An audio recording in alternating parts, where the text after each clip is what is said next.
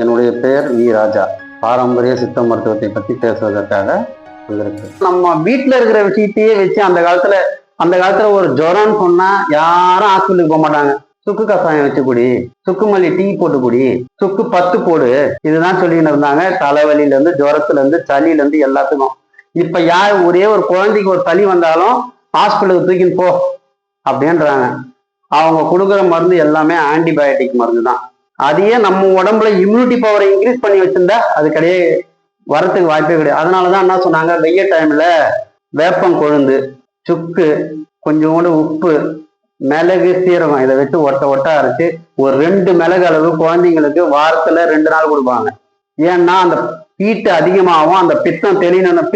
அதாவது பித்த சுவை கசப்பு, அந்த கசப்பாலேயே எடுக்கணுன்றதுதான் வேப்பம் கொழுந்து கொடுக்க சொல்லிக்கணும். முள்ளால எடுக்கணும் தான் அந்த காலத்துல இருந்தே இருக்கு. இந்த வெய்ய டைம்ல புளிய மரத்தினுடைய கொழுந்து இலை இருக்குது பாத்தீங்களா, அதை துவையில வச்சு சாப்பிடுவாங்க. யாருன்னா பாத்துருக்கீங்களா? கூட்டு மாதிரி பண்ணி சாப்பிடுவாங்க. எதுக்கு? இந்த ஹீட்டை அது குறைக்கும், காயும் அது குறைக்கும், பழம் பித்தத்தை இன்க்ரீஸ் பண்ணும். ஒரே விஷயத்துல காலநிலைக்கு ஏற்ற மாதிரி மாறும்போது அது தன்மை மாறுது. அதுதான் அந்த மாதிரி விஷயம். நம்ம வீட்டுக்கு சுத்தி இருக்கிற மூலிகைகள், நம்ம வீட்டுல இருக்கிற பொருட்களை வச்சு நம்ம சொல்லலான்னு ஒரு இதுல இருக்கும். வணக்கம்.